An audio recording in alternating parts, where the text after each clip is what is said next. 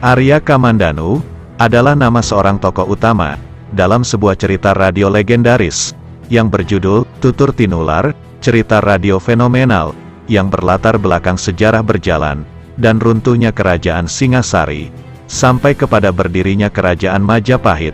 Dalam cerita tersebut, seorang Arya Kamandanu dijelaskan adalah sosok seorang pemuda yang baik hati, sangat lugu, pemalu, dan sulit untuk menyatakan perasaannya sendiri, bersifat agak ragu-ragu dalam mengutarakan isi hatinya terhadap seorang wanita.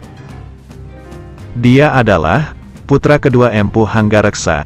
Arya Kamandanu sangat suka mempelajari ilmu-ilmu kanuragan, dan sebagai sosok pemuda yang sangat berbakat dalam olah ilmu kanuragan, seni tenaga dalam, pendekar yang berjiwa ksatria, pantang menyerah demi membela kebenaran, dia diangkat sebagai murid oleh kakak seperguruan ayahnya, yang bernama Empu Ranubaya.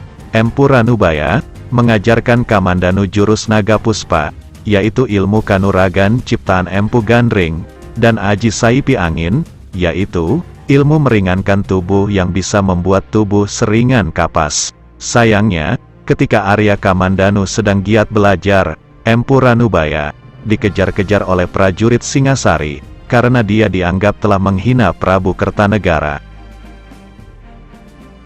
Kemudian, Arya Kamandanu mendalami lagi jurus naga puspa tahap akhir, yang ditinggalkan oleh Empu Ranubaya di atas sebuah batu, dengan bantuan Empu Lunggah, yang merupakan kakak seperguruan tertua ayahnya.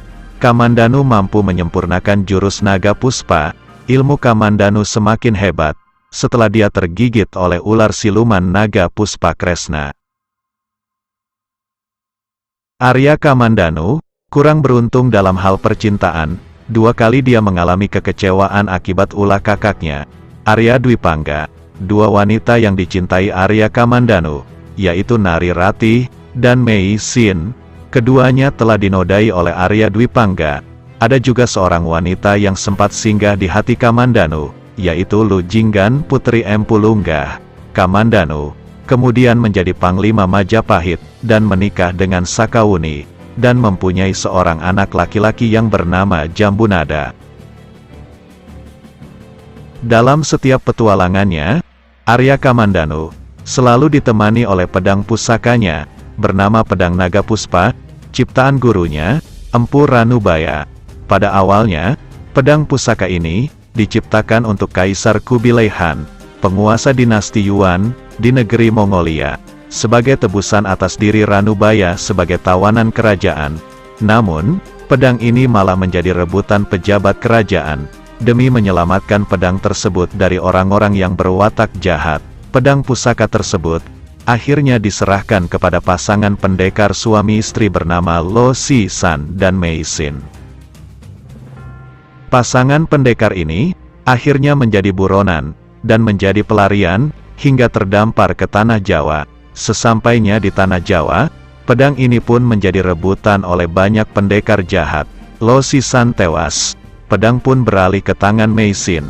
Mei Sin pun hidup terlunta-lunta, kemudian ditolong oleh Arya Kamandanu.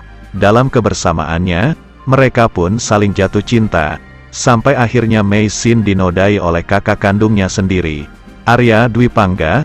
Kemudian, agar Mei Sin tidak sampai menanggung malu, akhirnya Arya Kamandanu menikahi Mei Sin, dan pedang pusaka tersebut diserahkan langsung kepada Arya Kamandanu, murid kesayangan dari pencipta pedang naga puspa itu sendiri.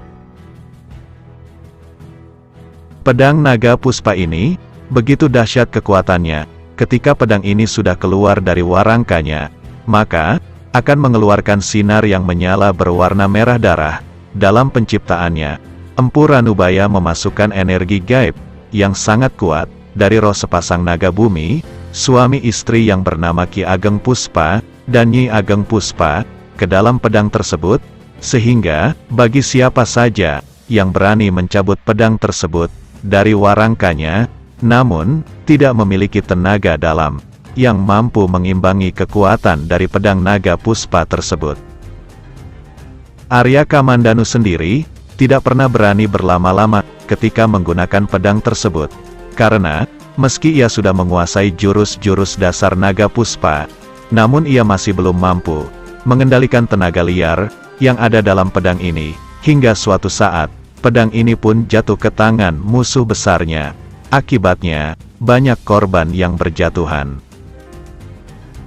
Ketika Arya Kamandanu digigit oleh ular siluman naga puspa, kemudian bertapa hingga 40 hari lamanya, dan mampu menyempurnakan jurus naga puspanya sampai ke tahap akhir, dan dengan bantuan keris empu gandring, barulah ia bisa merebut kembali pedang pusaka tersebut dari tangan musuh bebuyutannya, dan kemudian dengan kekuatan gaib ular naga puspa yang sudah mengalir dalam tubuhnya, akhirnya Kamandanu bisa menaklukkan keganasan pedang ini, sehingga sinar yang dikeluarkan oleh pedang naga puspa ini berubah menjadi berwarna kebiru-biruan. Pada masa akhir petualangannya, agar pedang pusaka tersebut tidak jatuh lagi ke tangan pendekar yang berwatak jahat, Kamandanu akhirnya memilih untuk berpisah dengan pedang pusaka ini. Kemudian, dengan mengerahkan seluruh kekuatan tenaga dalamnya, ia menancapkan pedang tersebut sangat dalam pada sebongkah batu besar, di sebuah gua yang tersembunyi di lereng Gunung Arjuna. Di sini pula Arya Kamandanu bertemu dengan sang patih besar Gajah Mada.